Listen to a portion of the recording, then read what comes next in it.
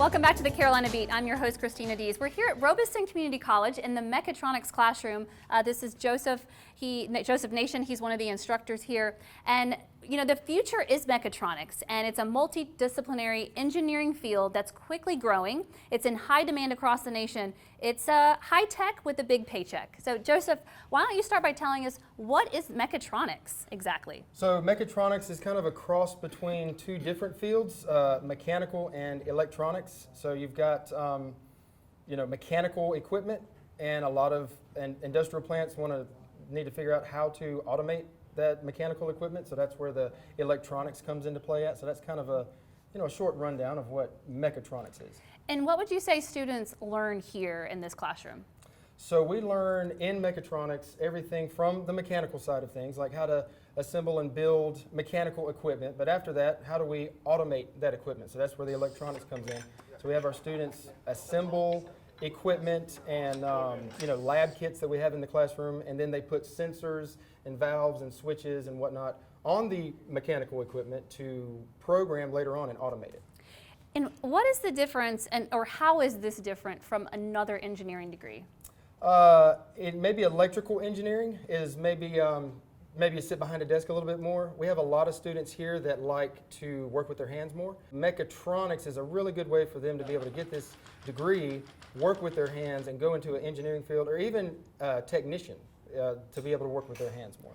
And how much could a student potentially make with a degree in mechatronics? We have students here that graduate right out of the gate making around $20 an hour, on up to potentially $30+ an hour.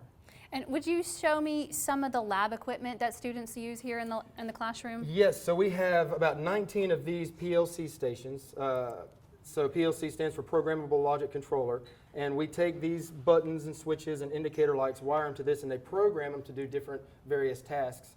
We can also take these stations and hook them up to other devices and equipment that we have here. These water tower stations that move water through different tanks. We got some students back here right now that are working on some Mech Lab kits, which are actually very similar to the Mech Lab kits and stations that they do actual competitions with for Skills USA. So that's kind of some of the equipment that we use here in the classroom. Great, and that's a perfect segue. We're actually going to talk with one of the students who placed first in the state and fourth in nationals in the skills competition. So Joseph, thank you for your time. Yes, ma'am. Thank you. We're here with Jonathan Gabino, and he is the winner of the skills competition in North Carolina and nationally. Jonathan, what do you have here that you're working on? So right now, here's the Mech Lab station made by Festo. This is something we've seen at the state level competition, and at the national level competition, we've seen just this part of it, being it's a little bit more harder, and it's national, so you're getting prepared for the international competition. Yeah, and I have to correct myself. You were fourth place in nationals, first in the state. Yes. So what can you do with a degree like this? Well, a degree like this, you can enter the manufacturing field, advanced manufacturing, automation, and systems integration, which meaning you can get a regular plant and make it smart, and that's what a lot of people are going into with mechatronics degrees.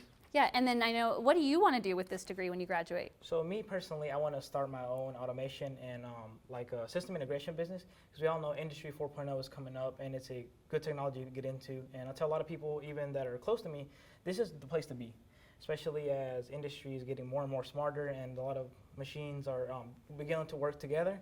It is nice to get into a field like this. Sure, and then last, what kind of advice would you have for someone watching that maybe is interested in going back to school or remotely interested in mechatronics? So I would say is go ahead and get into it. It's going to be a ride it's a good ride.